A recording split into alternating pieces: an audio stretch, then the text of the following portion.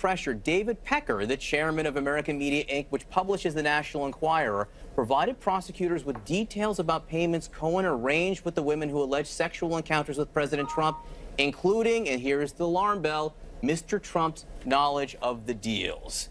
Kerry, that seems to be a fair amount of evidence there.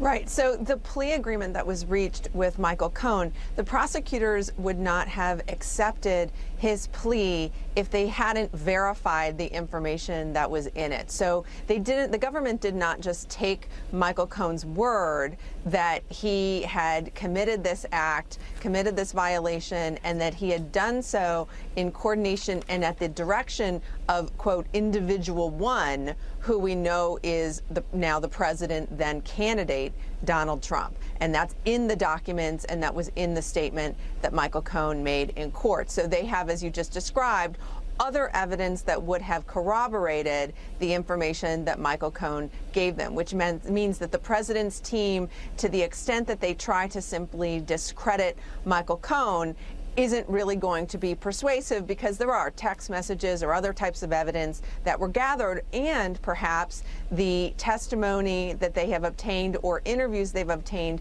of other witnesses who may be knowledgeable about what transpired. This is the bombshell that you just read, John. I mean, John, this David Pecker, it says here, he provided prosecutors with details about the payments that Mr. Cohen arranged with the women who alleged sexual encounters with President Trump, including Mr. Trump's knowledge of the deals. I don't think Mr. Trump got his $150,000 worth out of this source. That was to be quiet, David Pecker. What are you doing telling prosecutors about this? This is the problem when prosecutors get involved. All your subterranean plans tend to come out. And this is where the Trump team's running into the wall of reality. To date, the president's core strategy of deny, deflect, distract, divide has worked very well, at least with his base. But it doesn't work when you come up against the legal system. And so they've got to confront uncomfortable facts. So you see a demoralized press secretary. So you see a president trying to pretend that campaign finance laws don't apply. And you see testimony being given by friends and allies that don't stick with the given narrative, because they're being forced to tell the truth under oath. These are real problems that he can't spin his way out of. It's a Pecker problem. It's a Pecker problem, if you will. It is a big Pecker problem. Can I play you what the president said last night about Michael Cohen? Again, Michael Cohen is someone who has been very close to the president for a long time. And again, if you've covered Donald Trump for a while, he was always there. But this is what the president said about Michael Cohen last night. Michael Cohen, tell me about your relationship with him. Well, he was a lawyer for me for one of many. You know, they always say the lawyer, and then they like to add the fixer. Well, I don't know if he was a fixer. I don't know where that term came from, but he's been a lawyer for me. Didn't do big deals, did small deals. Not somebody that was with me that much. You know, they make it sound like I didn't live without him. I understood Michael Cohen very well. What turned out he wasn't a very good lawyer, frankly. But he was somebody that was probably with me for about 10 years, and I would see him sometimes. Just a guy, John. Barely just a guy. knew the guy. Barely knew the guy. And what's fascinating is, of course, you got footage from Air Force One where he says, refer to my lawyer, my attorney, Michael. And not that long ago, a few months ago, the administration didn't even know Paul Manafort, right? I mean, from the White House podium, barely worked for him for a hot second, no real involvement in our campaign. There's some footage of Michael Cohen not near Donald Trump. Yeah, exactly. Right One there. of many footage, that dozens, hundreds of tapes that exist where he's not near Donald Trump. But now he's throwing his consigliere under the bus, which strains credulity. And he's all of a sudden re-embracing Paul Manafort. And to me, one of the most chilling things that came out of yesterday is the President of the United States praising a convicted felon who was chairman of his campaign for not breaking by giving information to prosecutors. Yeah.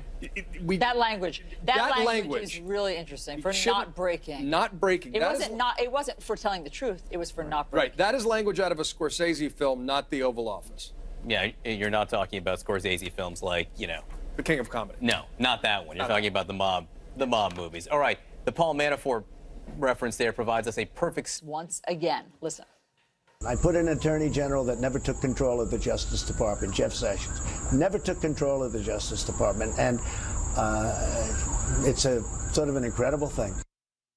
Well, we're back with Kerry Cordero, Shan Wu, and John Avlon. What does that mean, Shan? Never took control of the Justice Department. It's really amazing hearing him say that. I think he means that Sessions has done things that he doesn't like, most notably recusing himself from the Russian investigation. And frankly, when you hear him talk like that, one is surprised that he hasn't already fired Sessions. I mean, there's some sort of countervailing measure going on where he's not doing that, but it's really stunning to hear a president say that about his attorney general without firing him. Yeah, it's really interesting. I mean, clearly it's in reference also to what had just happened in here in New York with Michael Cohen, and the president actually tweeted about this and mentioned this. You know, he had a different attorney general. Obama had a different attorney general, so campaign finance laws were handled differently. This is the Justice Department, the Southern District, that has brought these charges against Michael Cohen, Kerry, which is a remarkable thing. It is a remarkable thing to see this system at work here. Sure. Well, the president has always had a distorted view of the way that the Justice Department is supposed to work. In his view, I think he came into office thinking that the Justice Department was going to be his own arm of enforcement and an agency that would be able to carry out political retribution. That's the type of language that he used along the campaign, where he wanted to say people will be prosecuted, someone will be locked up. This is the vision that he has, and unfortunately he hasn't amended or updated or learned or gained more respect for how independent justice system is supposed to work since he's been in office. John Shan just said it's amazing that the president hasn't fired Jeff Sessions when he continually publicly denigrates him. Well, the president just commented on that. Yeah. Here's this moment. Jeff Sessions recused himself, which he shouldn't have done, or he should have told me. Even my enemies say that Jeff Sessions should have told you that he was going to recuse himself, and then you wouldn't have put him in. He took the job, and then he said, I'm going to recuse myself. I said, what kind of a man is this? And by the way, he was on the campaign. You know, the only reason I gave him the job because I felt loyalty. He was an original supporter. He was on the campaign. He knows there was no collusion. Not qualifications. The only reason I gave him the job was loyalty. That's what jumped out at me. What jumps out at you? A lot of things. I mean, first of all, Jeff Sessions has a hostile work environment. I mean, the president hates his attorney general. He has denigrated him, called him weak, MIA. This is doubling down on that language. He feels constrained from firing him because senators have said, look, we're going to have to confirm his replacement, and that's not going to be an easy process for you. The other thing, that by calling out the loyalty, he's highlighting another problem, which is the problem is for Jeff Sessions is that he was on the campaign.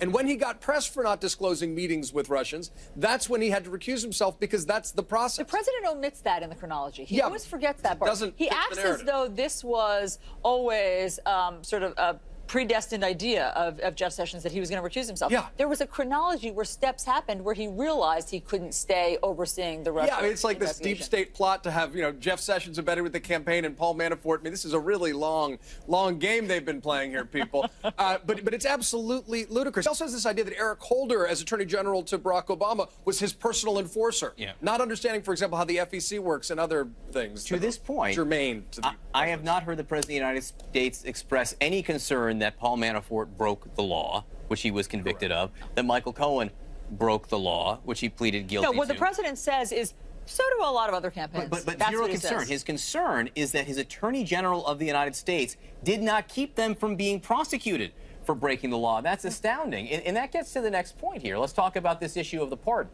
Shan, for a moment. The President of the United States, Josh Gerstein, who writes for Politico, one of my reportorial mentors, if you will, says it's not a matter of if the president's going to pardon Paul Manafort. It's an issue of when. Do you feel like that's the signal being sent by the president? Oh, I absolutely agree with that. I think it could happen at any moment. The president has shown he does not need any paper. He does not need any decision-making process for it. It could happen at 1 a.m. in the morning with a tweet. So I think that's very likely to happen. And, something that Kerry said about his not understanding the system, I was thinking about this yesterday.